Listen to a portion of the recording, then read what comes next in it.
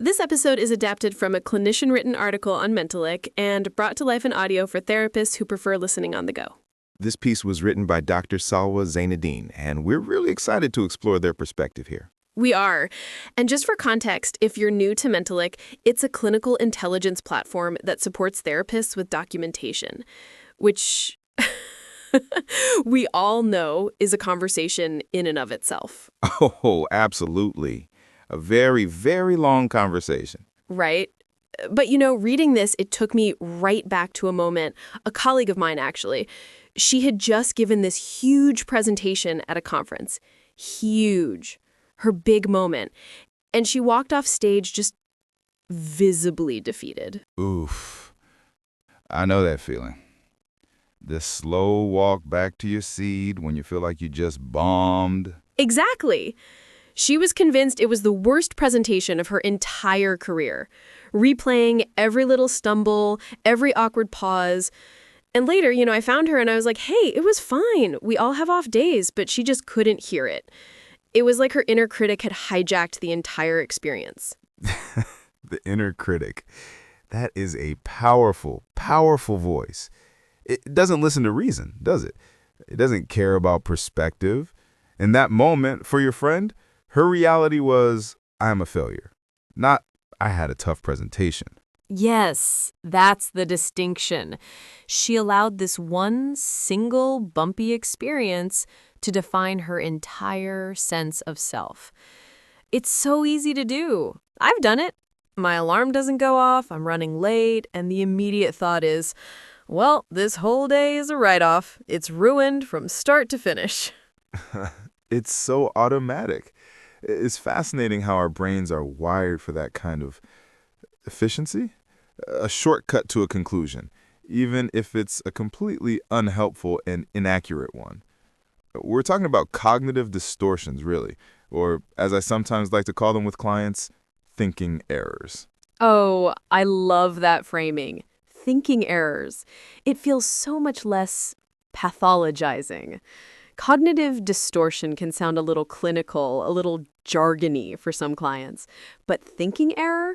Everyone gets that. It's like a typo in your thoughts. Exactly. It's a glitch in the software, not a fundamental flaw in the hardware. And these errors, they're like wearing a pair of glasses that you don't know you have on. Everything gets tinted a little bit darker, a little more negative, a little more personal than it actually is. And we don't even realize we're looking through a filter. We just assume that what we're seeing is reality. I had a client once who was absolutely convinced her husband was having an affair. The proof, he was late coming home from work. Jumping to conclusions. A classic. You see one piece of data, he's late, and your brain fills in the rest of the story with the most threatening narrative possible. It ignores traffic, an unexpected meeting, his phone dying, all the much, much more probable scenarios. Right. And her internal monologue wasn't, I wonder what's keeping him. It was, he doesn't love me anymore. He's found someone else. It's a thought that feels so true in the moment, fueled by this wave of emotion, but it's not based in fact. It's a thinking error in action. And that's where the real damage happens, isn't it? When these thoughts go unchallenged, they don't just stay thoughts. They dictate our emotions, our behaviors. They can strain our relationships. Imagine how she might have greeted him when he finally walked through the door, operating from that assumption. Exactly. It creates a self-fulfilling prophecy. You assume the worst, you react with anger or suspicion, and you end up creating the very distance you were afraid of. It's a vicious cycle. And it's wild how these patterns often start. Growing up in a household where everything is black and white, all or nothing. Yes, that absolutist thinking. If I'm not a complete success, I'm a total failure. If you don't agree with me, you're against me. There's no room for nuance, no gray area. And if you hear that enough, you internalize it. That becomes your default operating system for interpreting the world. It's so true. Or another one I see all the time, discounting the positive. A client will have a great week, make real progress, get positive feedback at work, and then they'll come into session and say, yeah, but that doesn't count because, and they'll find some way to invalidate it. Oh, they were just being nice. It was a fluke. it wasn't that big of a deal. It's like they have this force field around their negative self-concept, and any positive evidence just bounces right off. Right. And the first step is always awareness. Just noticing the thoughts. I often ask clients to just jot them down. Not to judge them, not to fix them, just to become an observer of their own mind. What was the situation? What was the automatic thought that popped up? I do that too. And it's in that process of tracking that the patterns emerge. It's one thing for me to say, it seems like you tend to catastrophize. It's another thing entirely for them to look at their own thought record from the week and say, wow, I predicted disaster in almost every situation. That's the moment the light bulb goes on, when they see it for themselves. And it's so important for us as clinicians to track those patterns too, session over session. Honestly, that's one of the things I appreciate about my documentation workflow. When I'm using the Mentalyc AI note taker, I can just do a quick brain dump of my reflections after a session, and it organizes it into a coherent note. Oh, that's so helpful. Because you're still fresh off the session, right? Your mind is still holding all those little nuances. Exactly. And then, when I'm reviewing the progress notes over a few weeks, or even looking at the treatment plan it helps generate, the themes become so clear. I can see, okay, should statements came up 3 times in this session. And look, it was a theme last month too. It helps me keep the bigger picture in view instead of just focusing on the crisis of the week. Ah, the tyranny of the shoulds. I should be further along by now. I shouldn't feel this way. He should have known that would upset me. It's such a recipe for frustration and resentment. It is. It's imposing a set of rigid, unspoken rules on yourself and on the world, and then feeling constantly disappointed when reality doesn't comply. Another one that pairs with that is the fallacy of fairness, the belief that life should always be fair. That one is so painful to watch in clients. This deep-seated belief that if they do good things will happen to them. And when they don't, it feels like a profound personal injustice. It's this cosmic sense of betrayal. It is. And it's often tied to the heavens reward fallacy. This idea that all our sacrifices and hard work must be noticed and rewarded. When it isn't, the person doesn't just feel disappointed, they feel cheated, unappreciated, invisible. And that can lead to so much bitterness. It's so hard to undo because it feels righteous. Their anger feels justified. Part of our job is to validate the feeling. Yes, it is deeply unfair that this happened, while gently questioning the underlying rule that says life must be fair. That's the tightrope we walk. Validation without collusion. We have to join them in their emotional experience without co-signing the thinking error that's perpetuating their pain. Quick pause. If this part of the work feels familiar, that feeling of trying to hold all these patterns and themes for every single client, Mentalyc can help. Its AI-powered tools support your documentation and clinical judgment, helping you see those patterns more clearly, all while staying fully HIPAA and SOC2 compliant. You can explore it at Mentalyc.com. That's Mentalyc.com. You know, another thinking error that I find fascinating, and one that is so relevant for us as therapists, is mind reading.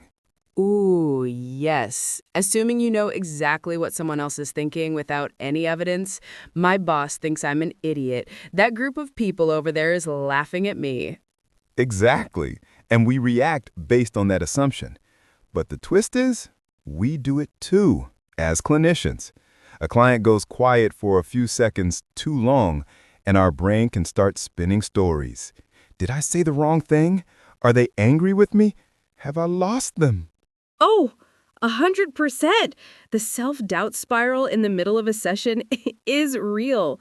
We start mind-reading our client's silence or their subtle shifts in body language, and we can get pulled right out of the present moment. It's so true. And that's actually where I've found some of the newer reflection tools to be surprisingly helpful. Like, I've started using Alliance Genie to reflect on my sessions. It gives me these insights into the therapeutic alliance, the dynamic between me and the client, based on the session's flow. And it does it without storing any audio, which is crucial. Oh, that's fascinating.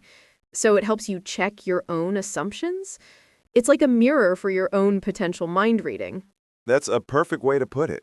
It might highlight a moment where the conversation's energy shifted, and it prompts me to reflect, what was my assumption there? Was I reading into their silence, or was I just allowing space for them to process? It helps me catch my own thinking errors. That is so valuable because our work is all about attunement, right? And if our own thinking errors are clouding our perception, we can't be fully attuned. We might be responding to a story we made up in our own head, not to the client who's actually sitting in front of us. It's a form of personalization too, isn't it? Assuming their silence is about us. It absolutely is. Personalization, thinking everything is about you. The client cancels last minute, and the automatic thought is, they don't value therapy, instead of, maybe their kid got sick. It's another one of those cognitive shortcuts that defaults to a negative, self-referential conclusion. So what do we do? Once we've helped a client or ourselves identify these patterns, what's the path forward? It's not enough to just know they exist. No, it's not. That's where the restructuring part of cognitive behavioral therapy comes in. We have to actively challenge these thoughts. I like to have clients put the thought on trial. Okay, your thought is, I'm a complete failure. What's the evidence for that thought? And what's the evidence against it? The Socratic method. Gently questioning. Is there another way to look at this? What would you say to a friend who is in this exact situation? That last one is often so powerful because people have so much more compassion for others than they do for themselves. Infinitely more. And sometimes it's not even about arguing with the thought. That's where modalities like ACT, acceptance and commitment therapy, come in. The idea isn't to get rid of the thought, but to change your relationship to it. To defuse from it, to see it as just a thought, a string of words passing through your mind, not an absolute truth you have to obey. I'm having the thought that I'm a failure, instead of I am a failure. Precisely. You create a little bit of space between you and the thought. In that space, you have a choice. You can choose to get hooked by it and spiral down, or you can choose to let it be there and refocus your attention on what truly matters to you, on your values. It's about psychological flexibility. It really is a practice, isn't it? It's not a one-and-done fix. It's like mental fitness. You don't go to the gym once and expect to be in shape for the rest of your life.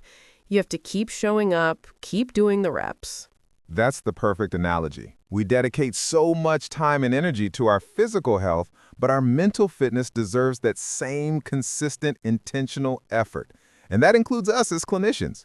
We have to be practicing this ourselves, noticing our own thinking errors and gently challenging them. Especially when our emotions are running high. That's when these distortions are at their most powerful.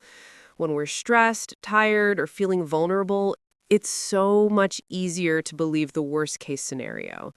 It's easier to believe the client's cancellation is a personal rejection than it is to consider a dozen other neutral possibilities. And that's why self-reflection is not a luxury in our profession. It's a necessity.